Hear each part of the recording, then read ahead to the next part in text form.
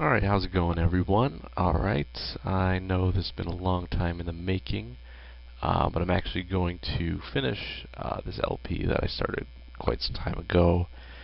I remember it was sometime during the primaries, the actual election, and it just kind of dumped off a little bit, where I was having issues with finding a suitable recording to get this final conclusion to the LP, because it's done primarily real time.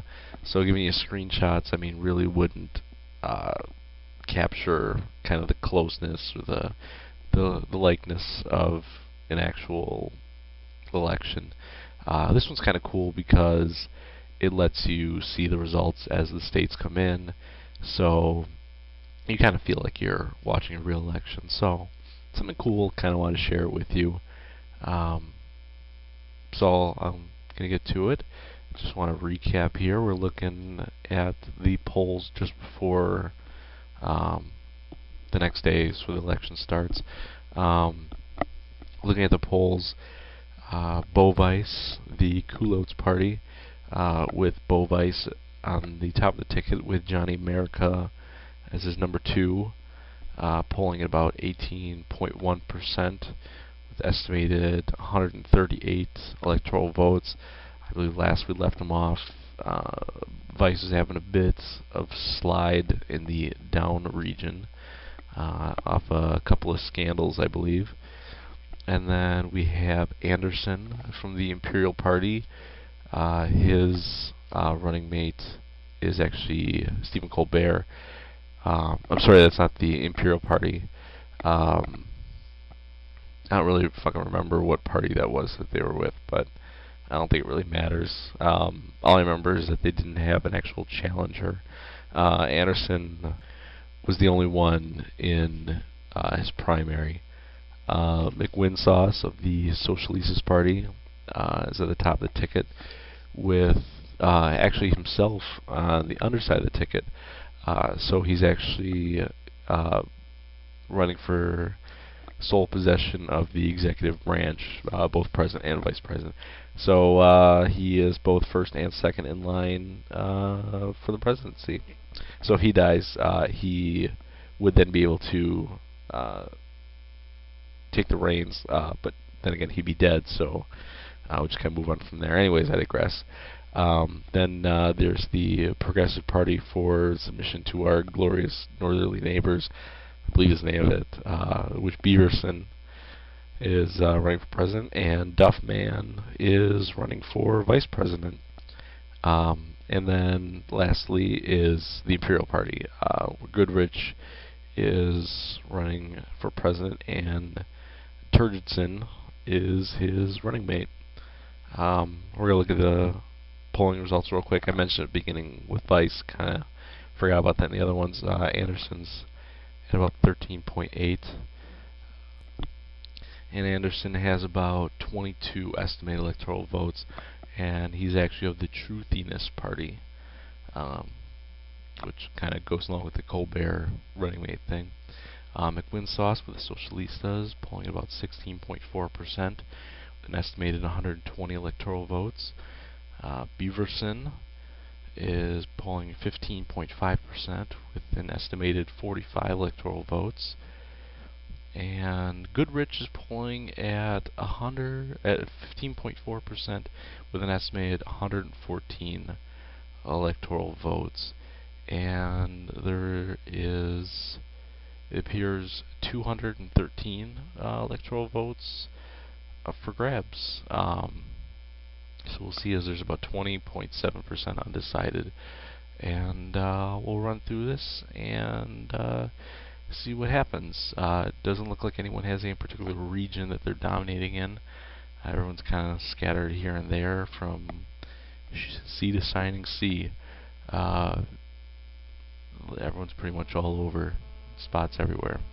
So let's get this started. I'll try to get this going so it displays when regions are called, and nothing's been called yet. We're starting at about 7 o'clock, so it's fairly early in the day.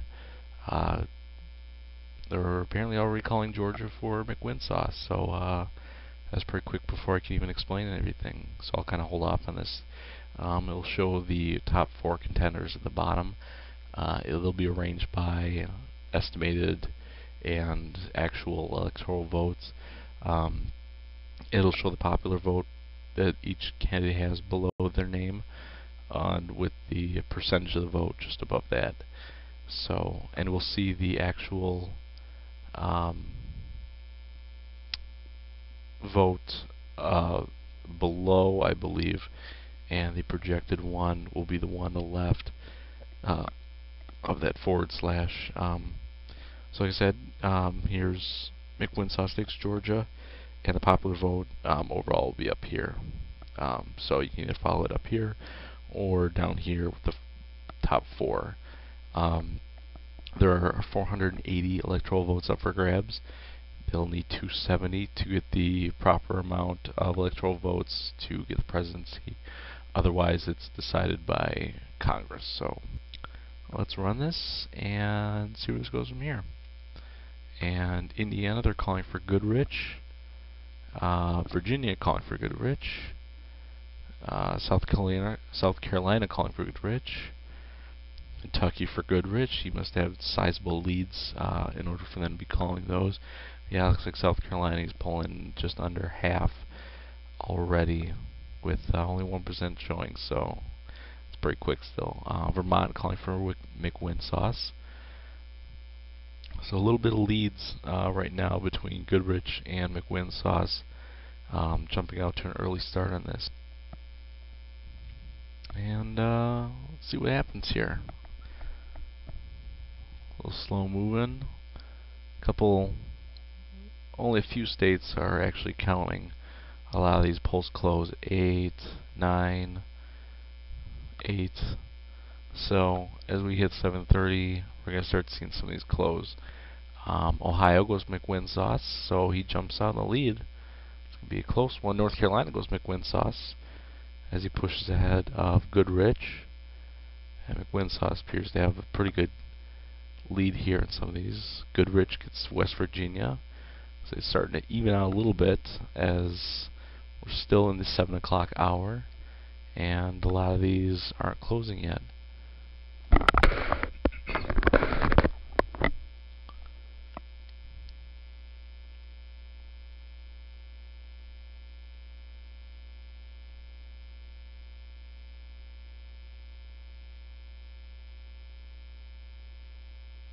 Coming up on the 8 o'clock hour, we'll start to see some of these eastern states take some color. And it happens in a few minutes. And here it goes. We see some of the projected electoral votes start to show up a little bit here. Goodrich seems to have quite a few projected. 144. McWinsaw's about 87. And in the teens for Beaverson and Vice. Goodrich gets Massachusetts. It's a sizable electoral vote count. First one for not McWinshaw or Goodrich. Vice, Bo Vice, and Johnny America get Alabama and Connecticut. Delaware goes to Anderson, and Goodrich gets Maryland. McWinshaw gets Oklahoma, a little back and forth still. Pennsylvania goes to Goodrich. Pennsylvania, pretty sizable state. Also Illinois, both 21 electoral votes. That'll be pretty good. Goodrich gets Mississippi and Tennessee and DC. And now Maine. He's starting to generate a pretty big lead, getting close to that 270 mark. Beavers against New Hampshire. So I think at this point everyone's pretty much got something, which is good. No one really feels left out. Everyone gets the participation medal.